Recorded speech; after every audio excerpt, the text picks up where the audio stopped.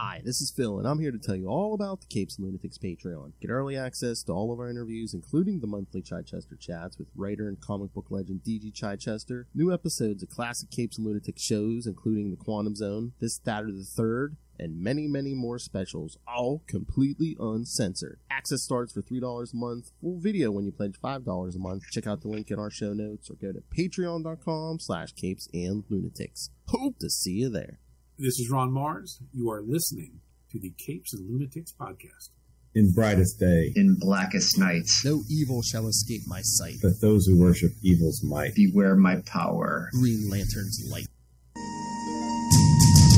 Hello and welcome back to Sector 2814, the Green Lantern podcast. I am Phil. Joining me, as always, Master of the Core. It is. I am Will. Hey, everyone. And yes, this time we'll be wrapping up the Green Lantern Core series before we get to Flashpoint through 52. Green Lantern Core 61 through 63. And as you can tell from Will's t-shirt, he's in mourning. There is no Hal Jordan this week. Anywhere to be seen. Or next week. I don't think. Should be wearing black, right? You're like the Grieving Widow, yeah.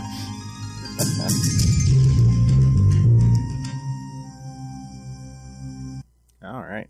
So, he's not dead, What's Will. up? He just lost his job. He got fired. He lost his job to some illegal alien. Krona? No, Sinestro. All right. So, I'm trying to think of any news. Oh, I believe Green Lantern 13 comes out tomorrow. Well, came out today probably, but I saw some I saw some preview pages for it. It looks like Kyle's costume is going all spectrum-y. It's different colors and across it and everything. So yeah, he's kind of been freaking out that there's something wrong with all the colors. So yeah. And the other thing was someone was Carol's ex, who she jilted, at the spoilers. Oh yeah. Is very sad. So I don't know what that means. Uh-oh, someone wants revenge. Everyone wants revenge on Hal Jordan. But that's right. I'm trying to remember if this one already is a Absolute Power tie-in, which I did read. Was that last week? Issue 1 came out by Mr. Mark Waid. Is that good? I mean, to start with, it's basically Amanda Waller and that little gang of... or they're using a Mazotech to rob everyone of their powers. So, of course, who are we going to have to rely on to teach everyone how to fight without powers? Batman. My favorite character. Nice. Yes. Very nice. But it's by Mark Waid, so I mean, rather than just it's another event, I have hopes because it is Mark Waid. So, and Dan Mora on art. So, yeah, I mean, come on, yeah. I don't know how that guy does it. He does 2 books a month plus this, and it looks beautiful. Yes, mm-hmm. Yes. I don't think he sleeps. He must not sleep. That's the secret of success, not sleeping. Yeah, just keep going. Mm-hmm. I think we haven't heard any news. Oh, there's been some shots from the Superman movie with Nathan Fillion as Guy Gardner. Yeah, we kind of got a shot of the bowl cut. Yeah. Yeah, and the weird, I guess they're Max Lord, I assume, standardized kind of costumes across the board. Yeah. So I think Hawk Girl and Mr. Terrific. Mr. Terrific was in there, yeah. So I guess it's happening. yeah, they're filming. It's happening, and I guess they got a nice little mix of characters. And they did say that I guess Nathan Fillion's Green Lantern will make an appearance on that Green Lantern TV show. Let's get that going. We need to cast it and make sure it's all written and so we can film it and get it out there so we can watch it, right? Yeah, I believe finally they're going to try to have some synergy between the movies and the TV shows like Marvel does. So yeah, that's good. That's good. I'm trying to think anything else. We've confirmed that I think number 12 is the last issue of. I believe so. Yeah, War Journal. Yeah, War Journal. I believe so. I read 10, which has an appearance by Guy Gardner. Yes. At the end of it.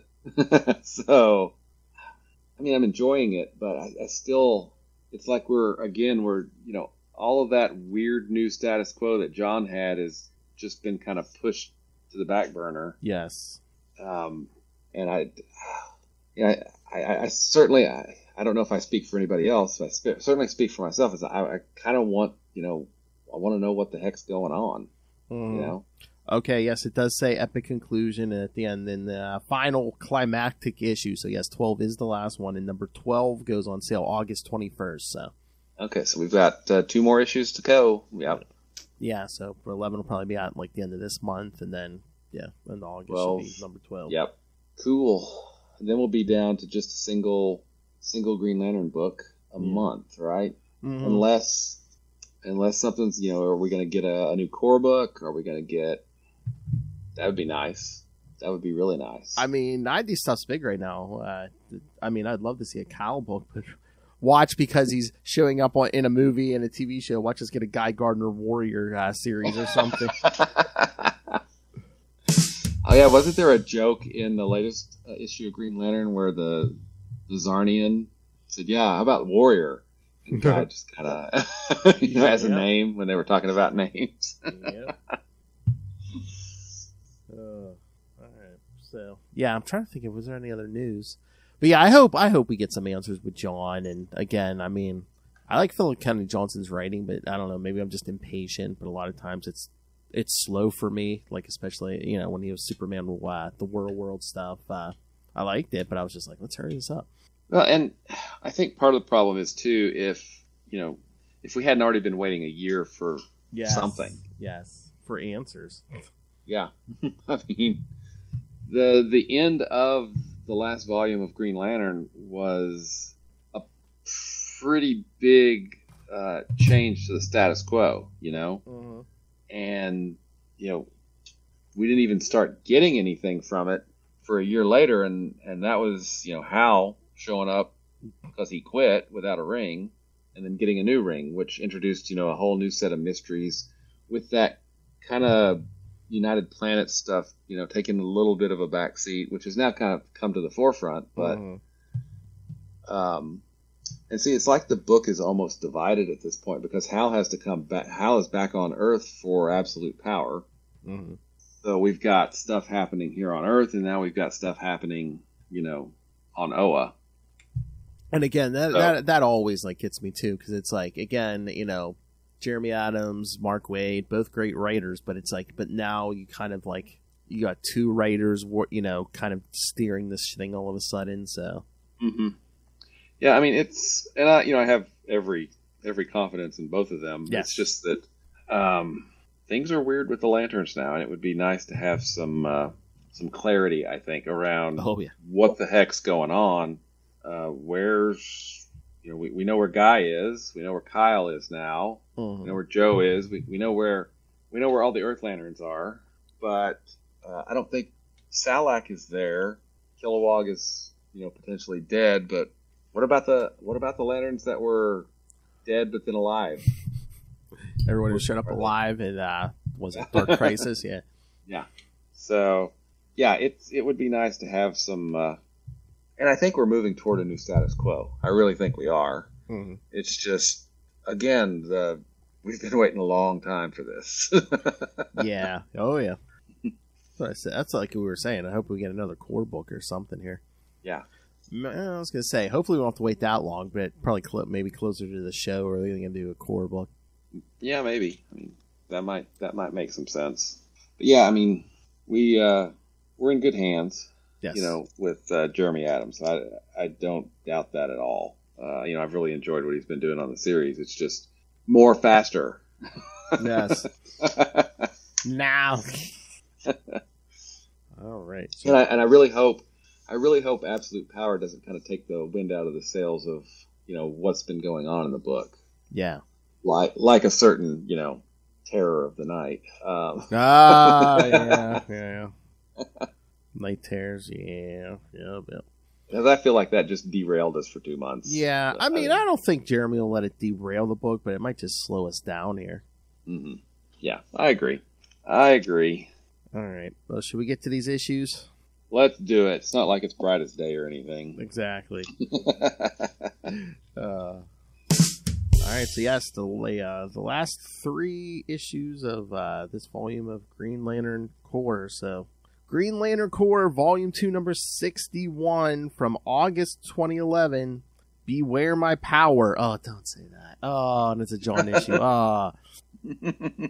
No. It's got a bad association now. Exactly.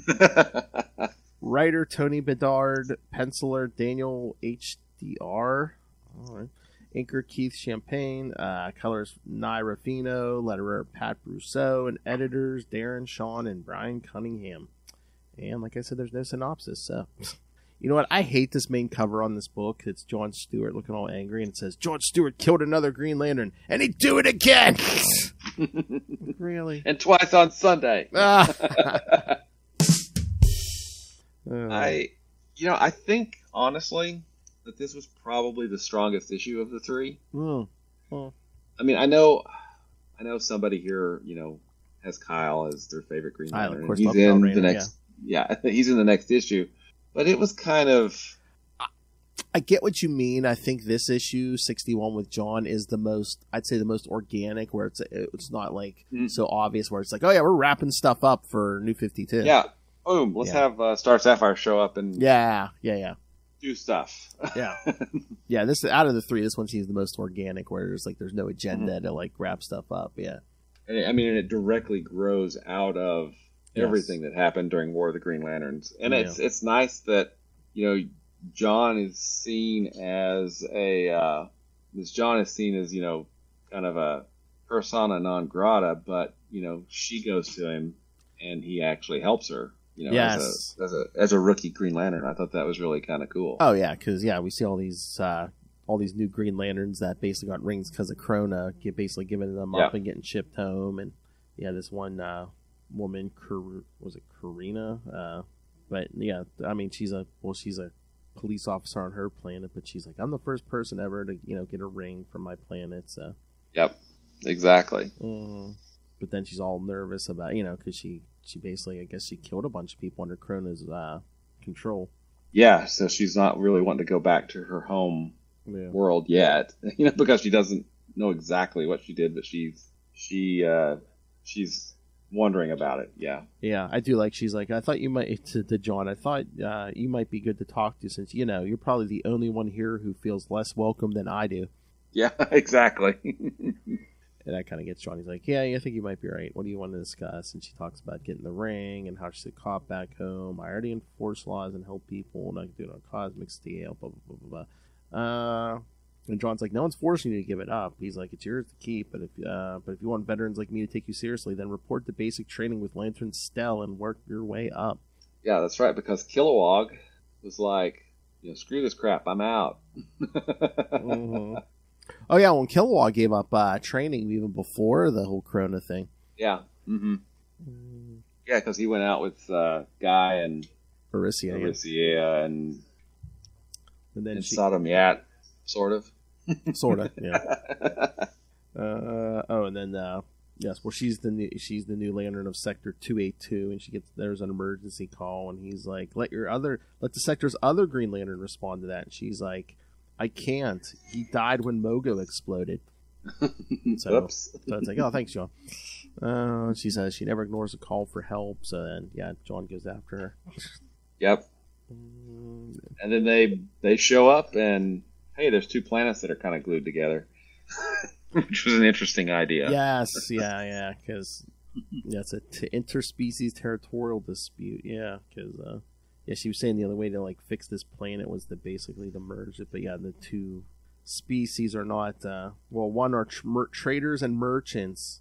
They can't understand why the other side won't sell them land or resources, and the other side are communal with no concept of private property. Mm-hmm. So they're literally at war. And I love, they're floating up there. John, it's your sector, dude. How you gonna handle it? She goes, here's a clue. Beware my power, and goes flying in. Face palm. Yes, which John literally does. And then, threat. Multiple gunships coming. She's like, what? How many? Over 9,000. Yeah. So she's like, "Oh, what have I done?" And John says, "Don't panic. Just keep them from killing each other while I go try a different approach." So yeah, he goes to talk to the one side, the ones who want to own all the land and stuff, and he says, he's like, "Think outside the box. Just declare their territories national parks to be enjoyed by all. They'll understand that. But make it clear the Parks Department will manage natural resources in environmentally sustainable ways. They won't feel like you're stealing their homes, and you'll end up turning a profit." Oh, so they're the Ferengi. Okay. Yeah. But our revenues would triple if we could simply buy the land. And here's what a world war will cost you. Yeah, exactly, John. Like, that's what a world war's going to cost you. I'd prefer you choose peace over saving lives to save lives, but I'll settle for protecting your bottom line. Exactly. Yep. So they call off their attack, and basically everyone agrees. But I love she's and thinking, that's yeah. She it's like, hey, if he can do it, yep, maybe I can too. Yep. So, yeah, the bigger lesson is when your only tool is a hammer, everything starts looking like a nail. Yep. Remember, this weapon on your hand is only as good as the one between your ears.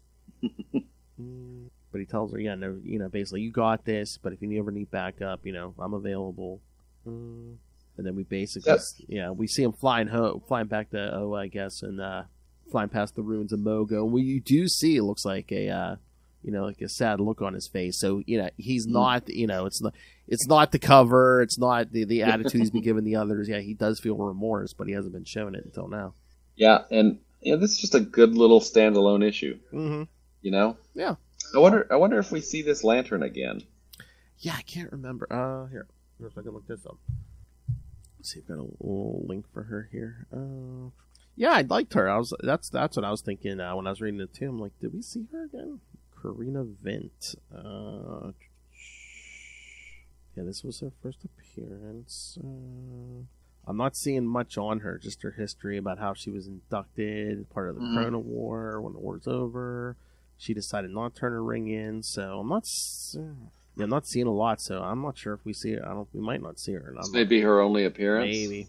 How do you spell her name again? Let's see. We got Qurina. That's her first name, and then Vint, V-I-N-T. Okay. Yeah, it looks like it's just from. Oh, wait, there's two appearances of her. Oh. Apparently, she shows up in 63 in the background. Oh, okay. Yeah. Oh. So there you go. Within this 3-issue block, we get her only 2 appearances. Well, if what I'm reading is correct, this issue 61 was also the first appearance of Sector 282. Oh, very cool. Mm-hmm. I wonder, it would take a lot of time and effort, but I wonder, if someone could do the homework and be like, is there any sectors we've never seen a story on? I'm sure there's sectors we've never seen a story on. There's huge swaths of sectors that we've not seen, Mm-hmm. Because again, they like to do it seems like they like to do the ends of the universe, but a lot of that stuff in the middle gets forgotten about. Oh yeah, Sector 0, Sector 3600, and the rest in the middle. Mm-hmm. And of course, 2814. Oh yeah, 2813, Tomar 2. Mm-hmm. It wasn't Arisia 2815. Is that Arisia? I can't remember. I thought she was next to it. I think she might have been on the other side. Mm-hmm. And then, of course, you got to, I forget which one Kilowog is and Salak, but... Korrigar. Yeah. Oh, yeah, that's what, 1417 Korrigar, I think? I think that sounds right, yeah. All right. Anything else on this one? No, I thought this one was, these are basically 3 standalone issues, but really 2 standalone issues and kind of almost a little anthology type approach with multiple stories in the 3rd issue. But yeah. I feel like this one is the most kind of coherent and the strongest of the 3. Like I said, yeah, I might have to give it to you, because it just seems like the least obvious of, oh, hey, we're going to wrap stuff up. Yeah.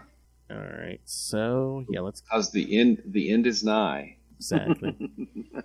All right, so the next one, Green Lantern Corps, Volume 2, number 62, September 2011, Love is a Battlefield. Looks like we got our same creative team here. All right. I'm going to open this up. Like I said, no synopsis for any of these. Then we see, then we get the flashback the months ago when that Star Sapphire Miri, she was trying to show Kyle and Soranik who they loved the most, and of course Soranik saw Kyle, and then Kyle lied and said he saw her, but instead he saw Jade, who was dead at the time. But not now. No. They've never. Has that ever, as a Kyle fan, and has that ever been really addressed? I'm trying to remember, when she first came back, didn't they have a quick conversation or two? But Is that in Brightest Day, maybe somewhere either in that Justice League stuff or was there a core-ish? I swear they mentioned something real quick, but it was basically oh yeah, well, we can never go back again or something, something like that. And again, New 52 is coming, so there's no hope of that. Yeah. So there you go. Because I don't think we even see Jade for a while during New 52. So. Mm-hmm. So yeah, I guess he's thinking about that. But then in the present day, Kyle's hovering near the son Mogo was in. Mm-hmm. Yeah, the second son of Oa. Yes. And because we do get an editor's note, this does take place after War of the Green Lanterns Aftermath #2. Gotta love those editor's notes. Yes, I love editor's notes. I don't know why they don't do them more anymore. Yeah, exactly. But Kyle gets a visit from Tomar too. Mm-hmm. He's like, you were there when Lantern Stewart pulled the trigger, weren't you? And he says, I keep wishing I could have stopped John. And if I had, we'd all be Cronus slaves right now. He's like, I couldn't come up with a better alternative. It had to be put down. I just ran out of ideas. And then Tomar says, the Corps needs to heal. We can't heal unless we, let go of our pain. And Kyle's like, tell that to Soranik. And yeah, Kyle's like, she's ashing out everything, and she's thinking me, it's my fault. And Tomar's like, you weren't mind controlled like the rest of us. You can scarcely imagine what it's like to be violated on such an intimate level. Excuse me, Tomar, but he was actually the host for Parallax for just a little bit. Yeah, I was gonna say, I'm pretty much. I mean, almost everyone's had a turn with Parallax, haven't they? That's right. Oh yeah, and then. Yeah, Kyle's like, we're neighbors, aren't we? And yeah, Tomar says, Sector 2813, my predecessor, Tomar Ray, helped you introduce your predecessor to the wonders of the Corps. Mm-hmm. Oh, I know who he's talking about. that jobless bum. I, of course, love Hal Jordan. I do. So Kyle's like, I wish we, basically, even if I'm in a forgiving mood, I doubt she is. That might be out of the question. But then, emotional tether connected. Yep. I have to say, they've tried a lot of different, costume ideas for Kyle. Uh-huh. But just look at our background here. That's the best. Yeah, the original. That one Yeah, just works. Yeah. They shouldn't do anything else. That's the one that works. Go with that one. Exactly. I mean, I don't know if they're trying to make him look like the rest of them somewhat, but it's no, go with the original. Mm-hmm. Exactly. But yeah, no, he gets pulled into this little. He starts seeing the Sapphire Miri attacking people. Then he gets pulled into this warp, and Tomar Ray goes after him. Oh, space sector. Space sector. 1852. That's another one we've seen now, Phil. Exactly. Tomar's like, this is familiar to you, but she wrecked it so bad I doubt the locals recognize it anymore. Tomar Ray doesn't know who he's talking about. Tomar too. And Kyle's like, you didn't see the vision when the wormhole opened? And then another one pops open and Soranik comes out. And then we get Miri. Yep. Me. Who did not invite the Zudarian. Yes. She's like, yep, I had to bring you here. Eternal love is under threat. So basically. I really like, of course, battle ensues, right? Mm-hmm. I really like how smart Tomar 2 is in this. Mm-hmm. Yes. Yeah, just he's wise like Tomar Ray was. Yeah. And it's really, I'm curious. Why when Miri attacks, she breaks his face mask. Yes. I found that odd because that's really part and parcel of his costume, right? Yes. And suddenly he doesn't have it, and I don't know that there's a reason there that I mean, it looks cool, but then He doesn't really look like Kyle the rest of the issue, you know? They never explain why, or never have Miri explain why, but I wonder if it's just she wanted the two of them to look into each other's eyes or whatever, because Soranik doesn't wear a mask, yeah. But yeah, I mean, this whole thing is basically, so, yeah, she's trying to, like, rekindle their love or whatever. But yeah, but Tomar, too, figures it out where, yeah, basically people have been injured, but no one's been killed. All this damage and no one's been killed, so that's why he takes off his ring. He says, "I don't believe you will harm me, especially with my ring off. I wish only to talk to him. Why you went to all this trouble?" Now, and then, you know, we get, you know, ultimately that, you know, Miri's just trying to bring them back together. But one thing that I really like, I almost feel like the cover to the next issue works better for this issue. Yes. Especially with that last panel of this issue. Yeah, you know? it's kind of similar, yeah. But yeah, no, but she said it's like her duty. She's like, I brought you two together. It's my duty to ensure you stay that way. Which is interesting because I think it reveals a little bit about, you know, we know what the Green Lantern Corps does, right? But this shows us what, you know, the Zamarans think, you know, the Violet Lantern should be doing. Which is, you know, protecting love, and the way they go about it. I mean, I thought this was really interesting.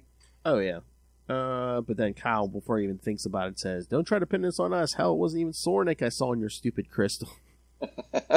Yeah.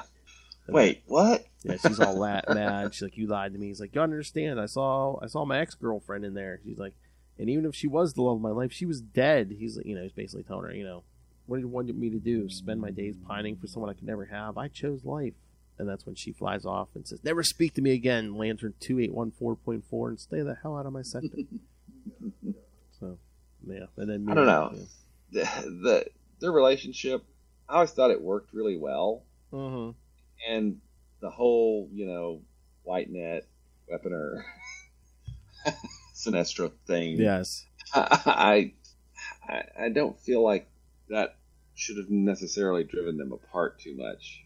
But, yeah, but again, is it an organic storytelling, or is it, oh hey, New 52's coming? Yeah, let's break some toys, right?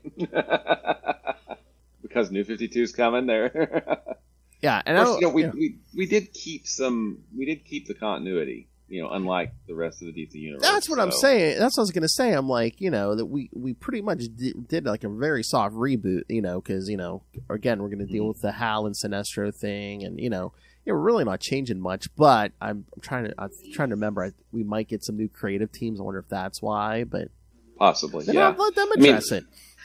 And when we get to New 52 and we have the, you know, the Godhead where they meet the new gods for the first time. Hello, Xanshi. What the? Yeah. Well, that was one of the big problems with New 52. I don't think they like really plotted it out how the history played out this time, and just the timeline was all whack.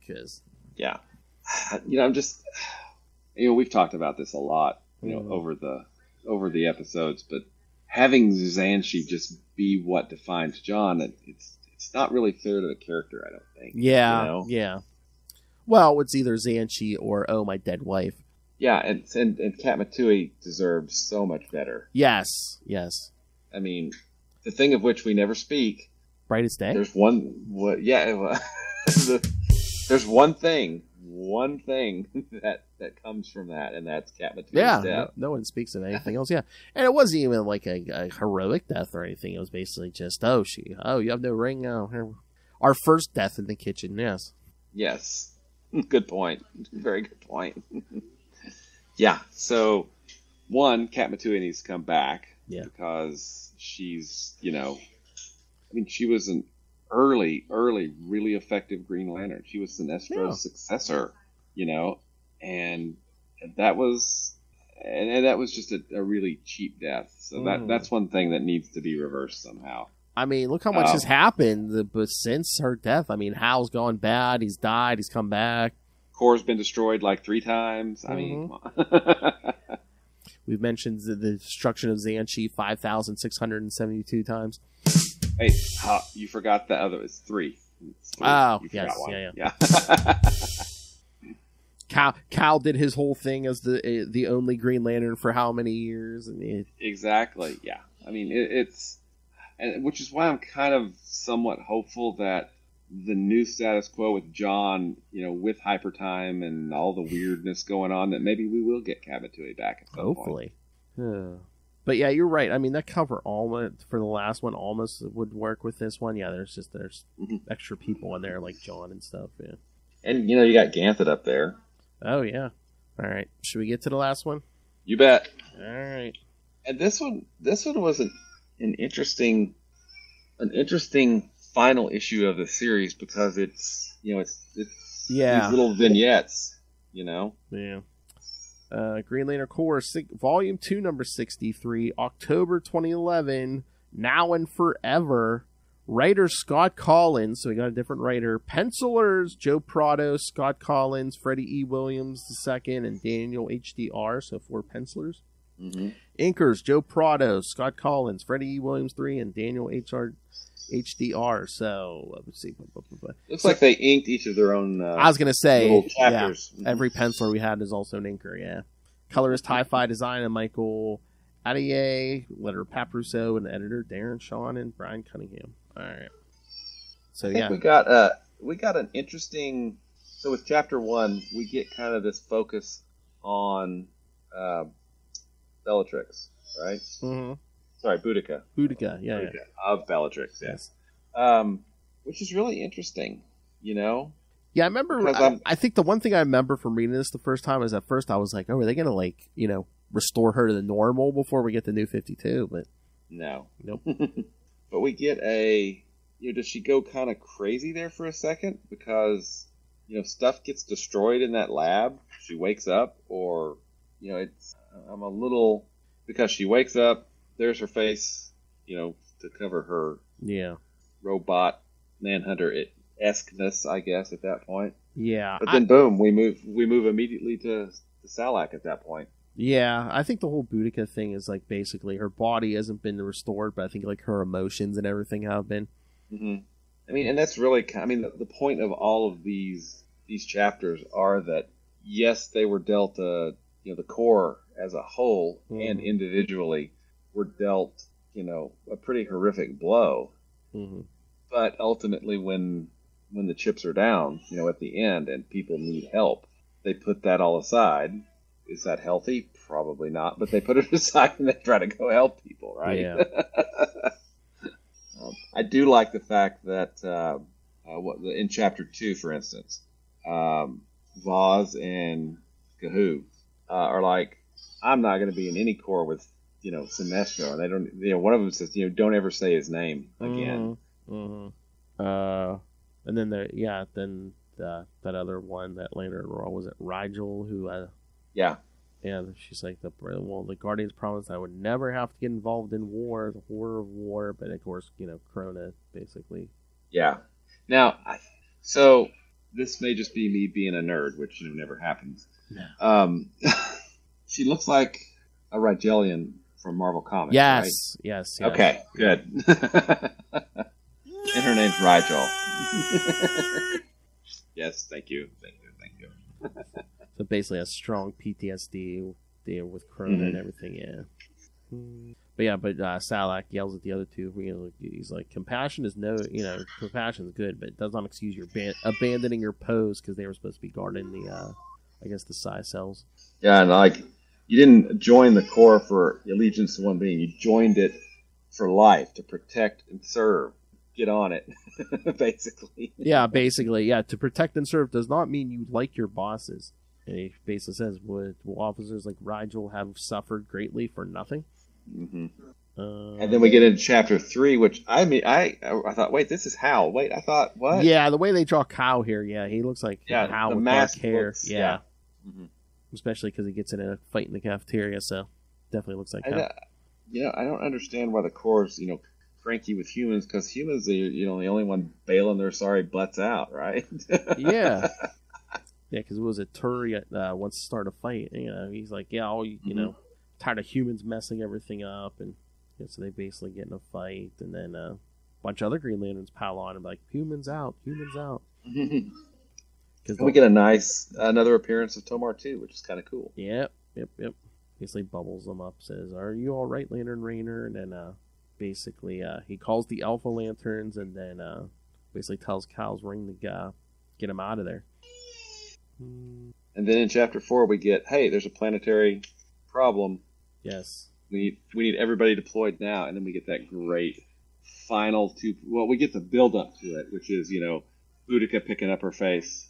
Yes. Everybody, getting ready, and then boom, we get this great double page splash of the Corps in action. Mm-hmm. Oh yeah, that last 2-page spread there, yeah. Mm-hmm. Oh yeah, there's our new Lantern. She's at the top there, kind of on the right. Yeah. Yep, I see her. Yep. But yeah, I mean, you look at that final splash. Yeah, I don't think there's a human Green Lantern on that page. I think you're absolutely right. Yeah, it's Tomar front and center there. Yep. Which I like Tomar. I wish they wouldn't have waited for these last 3 issues to kind of bring him back in. Exactly. Mm-hmm. And that's something that I'm kind of I have a hunch, because I kind of know what's coming. Over the New 52. It seems like lots and lots of the Corps keeps getting smaller and smaller and smaller. Yeah. As New 52 progresses, so I'm not necessarily looking forward to that. I think I like the fact, I like the thought of, and we've had to talk about police and the kind of that move toward authoritarianism that the Guardians take, throughout this front, and more militaristic approach. But this I like because, hey, there's someone in trouble. This isn't about policing. This is about protecting. Yes. Right. And I really, really like that aspect of this issue. It's like, hey, this is what we're here for. We protect and serve.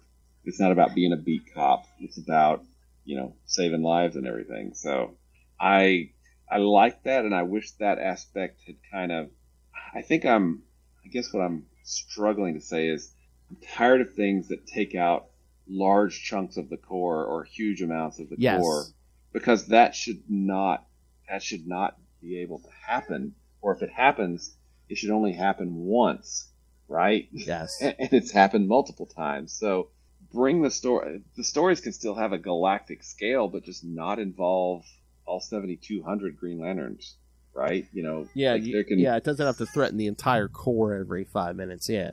Yeah, or it doesn't have to threaten the entire universe every 5 minutes. Well, I swear that's endemic of like a lot of modern comics now, where it's like the stakes always have to be high. That's like even like the street level comics. I'm just like, I'm down for a simple bank robbery every so often. You don't need to be like blowing up the multiverse every time, especially like in a Batman or something. It's like, no. I'm down with a robbery. Just make the stakes important. Yeah. They don't have to be for, Krona destroying the universe or, not that was, I think that worked because that's what, we were moving toward, Krona coming back. And for Krona, it does have to be a big threat because it's Krona, right? But, as we move forward, it doesn't, maybe it affects, 1,000 lanterns, or maybe it just affects 200 lanterns, something that, can you imagine 200 lanterns descending upon something and just doing their thing? Mm-hmm. Something that could take them out is a huge threat, but it's a threat to multiple planetary systems or even a galaxy. Yeah. Right. You only have to affect a few lanterns. Say like, oh, there's a threat that's going to take out one or two whole sectors. That's still a lot of people. Yeah, exactly. Billions and billions because. You need trillions because, as we discussed, sectors are infinite and have multiple galaxies in them. And again, if you're blowing up the multiverse every 6 months, it loses its special. Exactly. Yeah. That's why the reason it worked in Crisis is because it had never been done before. Exactly. Yeah. Mm-hmm. So anyway, I really liked. I thought this was a great. These last 2 pages were a great way to end the Green Lantern Corps series. So bravo. Basically at each other's throats. Is that what you're saying? Yeah. No, going out to save people. Yes. Like I said, how often do we see that? All the lanterns going out and there's not one human there. Yeah, exactly. which is interesting. I guess we're going to find out where Guy. Yeah, we don't see John here at all. Yeah, Emerald Warriors. I mean, we'll see what Guy's up to. Yeah, but yeah, I thought these 3 issues were really well done. I still think the strongest was the first one. Yeah. But I do love these final 2 pages, because they build up to it with all of the infighting, all of the squabbling and everything. But then, when the chips are down, boom, it's time to go. And I thought the art was really strong on all these issues too, because I mean, sometimes there's a tendency to be like, yeah, we don't have to worry about the art when you're ending a series. But no, I mean, they kept the art on these strong all the way up through the end. Yeah, even the Kyle story, the art was really good. It's just he didn't quite capture the mask, and that was a little bit confusing. So, but yeah, I thought this was a really good way to end the series and strong 3 issues. Yes. All right. Well, anything else? That's about it. Another good week. Yes. Like I said, and like we were saying, next week, Green Lantern Emerald Warriors 11 through 13. That'll wrap up that series, and then in 2 weeks that will wrap up. Oh, that'll wrap. Yeah. Green Lantern before this whole continuity. Yeah. Well, yeah. I mean, yeah. But then we jump into 2 weeks of Flashpoints because we get Flashpoint Aubin Sur the Green Lantern, that 3-issue miniseries, and then Flashpoint Hal Jordan. So you'll get your Hal Jordan, but he ain't gonna be a Green Lantern. I know, but that's all right. It'll be fine. It'll all work out. Yes. They wouldn't do anything crazy in a continuity that doesn't matter, right? No. Then we start New 52 with the first 6 issues of Justice League. So some Jim Lee kids. Jim Lee art on Justice League. Yeah. It's going to be nice. Good stuff. And then we get to the first 6 issues of the Green Lantern books, and we'll see what became of Hal Jordan. That's right. All right. So, yes. Hold on. Gotta get my pretty pictures. All right. Mine. Oh, yeah. You forgot to show the issue covers. I know. I didn't have them ready, but I have the most important thing, our plugs. So.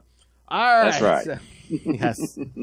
All right. So send us your thoughts on this week's books, on the upcoming stuff. Are you a fan of the New 52 stuff? Send us your thoughts on the Flashpoint stuff. All right. Email us CapesandLunatics@gmail.com or call the voicemail 614-382-2737. That's 614-38-CAPES. And remember, you can find all things Capes and Lunatics, episodes, social media, merchandise. Get your new Capes and Lunatics merch with all the new logos, or the classic stuff is still up there. Also, if you're feeling very generous, you can rain random money on us through the Cash App link. Make it rain. That's no help our demands. And, of course, the Patreon, where you get completely original content just for you patrons every month from me and Lilith. So, yes, support us through that. And like I said, the Cash App link. Don't make us dance on the pole like that poor girl living in Sector 282 just lost her house because some Star Sapphire knocked everything she possessed down to the ground. She looks like she was just working a stripper pole down at Divas.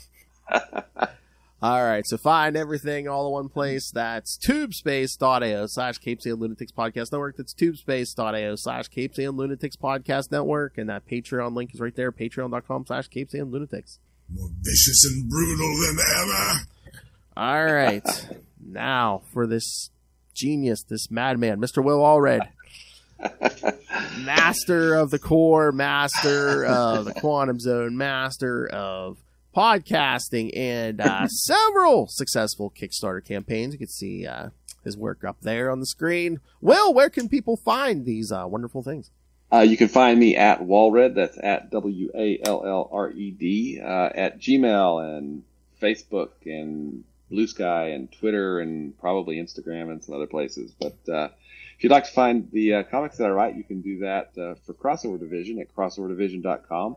And issue 5 has been sent to the printer, and we've already distributed the digital rewards for number 5, and we'll be launching Crossover Division number 6 probably at the end of August, so that'll be coming soon.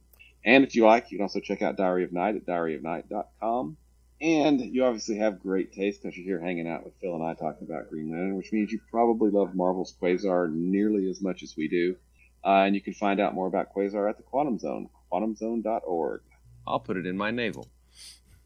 Hey, boys, you look at the party? I love the party. I hope it's going somewhere nice.